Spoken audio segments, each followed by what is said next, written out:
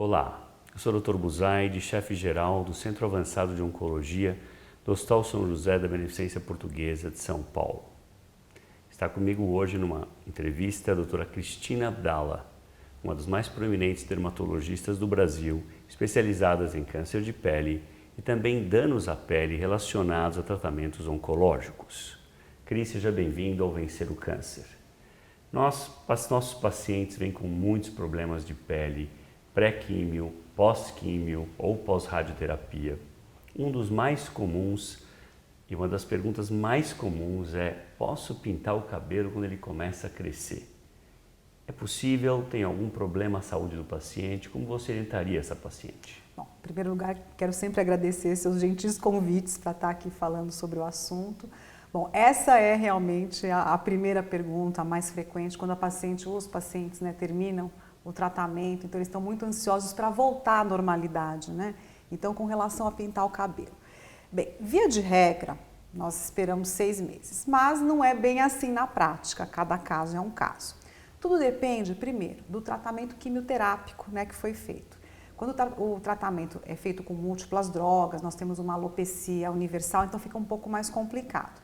Mas, enfim, as tinturas, elas têm quartênio, elas têm amônia, então elas podem ser um pouco mais agressivas. Então, nós temos que observar se esse cabelo caiu todo mesmo, quando ele está nascendo, se ele está vindo muito fininho ou não. Agora, tem alguns pacientes que têm uma alopecia parcial, que já tem os fios aí bem constituídos.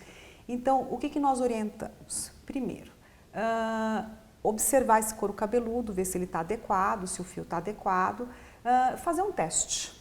Às vezes uma pequena mecha, fazer um teste para ver se não tem uma irritação, tentar usar uma tintura que não contém amônia, aquelas famosas tinturas semipermanentes, iniciar com esse tipo de produto que sai em algumas lavagens, ou tinturas vegetais à base de rena, mas enfim, cada caso é um caso. Eu tenho pacientes que até terminam a quimioterapia e em 2 meses já estão pintando o cabelo, já estão vida normal, mas precisa ser realmente estudado para isso não causar uma irritação, não piorar o quadro.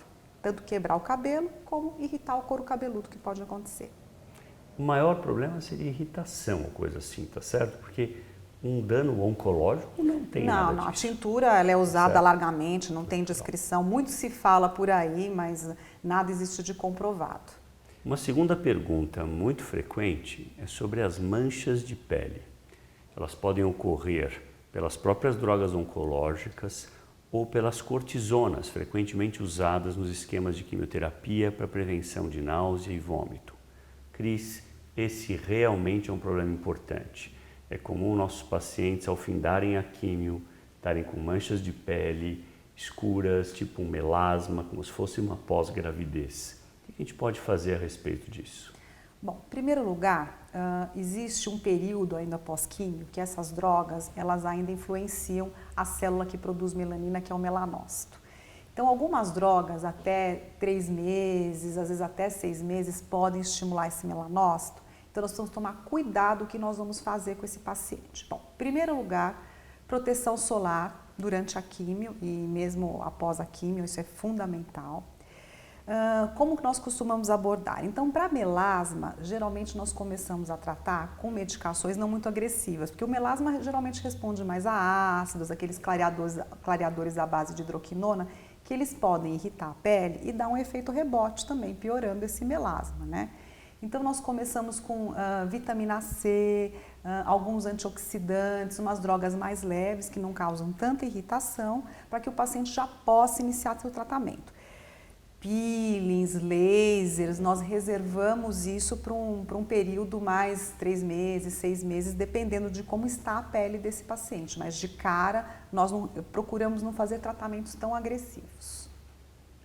E a pele seca? Pele seca também. Tem drogas oncológicas que produzem uma secura na pele muito grande. O que a gente pode fazer a respeito? O ressecamento, às vezes, é tão importante que ele causa prurido, desconforto, o paciente fica bem incomodado com o ressecamento. Primeira orientação é sempre evitar os fatores que causam o ressecamento. Então, banho. Evitar banho demorado, banho com água muito quente, usar buchas, toalhinhas que fiquem atritando a pele, que isso vai tirando aquela proteção conhecida como manto lipídico e isso acaba piorando.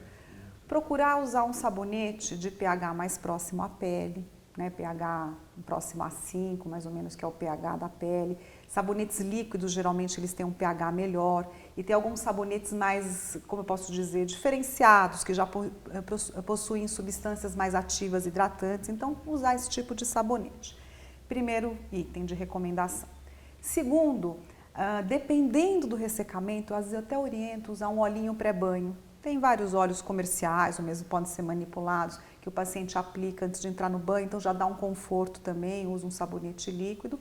E hidratantes, desde hidratantes mais simples, só de barreira mesmo, ou hidratantes mais sofisticados, que contêm algumas moléculas que retenham mais água na pele. Então, assim, orientação de banho e hidratação é fundamental. Em alguns casos, nós temos que lançar a mão até de tratamento, com alguns cremes, à base de corticoides, de tão irritado, e isso pode gerar até um eczema na pele, né? Então, é importante a gente observar que situação está e como tratar. E o famoso Botox? Pode pôr Botox ou não pós-quimioterapia?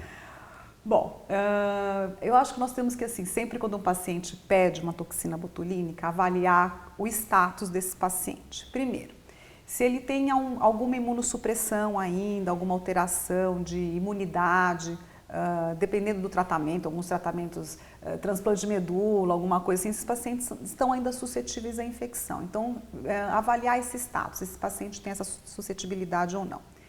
Segundo, se esse paciente está bem de coagulação, né? Porque como nós fazemos várias puncturas para fazer o Botox, então se ele está bem com relação à parte de coagulação, não está tomando nenhuma medicação que promova um sangramento, nada assim.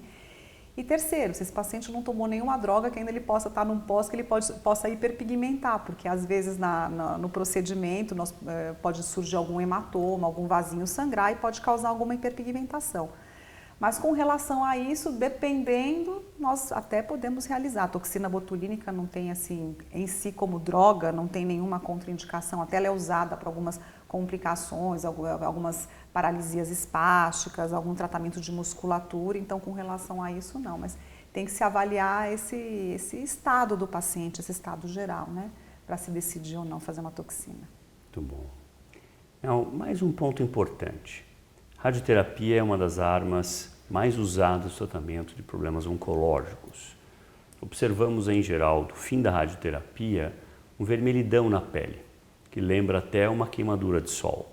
E é comum esse vermelhidão depois sumir, depois de 1 ou 2 semanas, ao findar a rádio, e ficar um escurecimento da pele, uma hiperpigmentação dessa área. Cris, o que a gente pode fazer quando ela fica vermelha e quando ela começa a ficar escura depois? Bom, esse é um processo porque a radioterapia, para tratar o tumor, ela passa pela pele e causa essas alterações, tanto de vasos e também das células, a diferenciação celular, as células que produzem melanina. Mas, via de regra, isso tende a ir melhorando. Às vezes a gente vê, até examina pacientes anos depois da radioterapia, a gente não encontra mais nada, né? O habitual é esse. Mas, enfim. Para uma pele um pouco mais irritada, mais vermelha, sempre aquelas orientações de pele, vamos dizer, de pele sensível. Orientação de banho, não atritar muito, usar um hidratante. Mas normalmente nós não fazemos nada além, né, do que esperar mesmo, hidratar. Evitar o sol, é importante, a gente orienta o paciente a evitar o sol porque pode piorar essa hiperpigmentação e mesmo pode ter uma piora, pode lembrar um pouco a fase da radioterapia, ter um pouquinho ainda de memória de radiação com relação ao sol. Basicamente, no pós é isso que nós fazemos para uma pele com radioterapia. Não fazemos laser, não fazemos nada mais agressivo.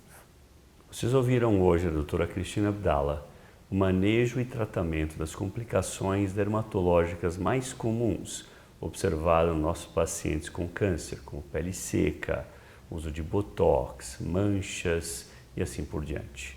Acho que vocês vão achar isso muito útil no dia a dia. Cris, muito obrigado mais uma vez por vir ao Vencer o Câncer. Eu que agradeço, Buzaide. Muito obrigada.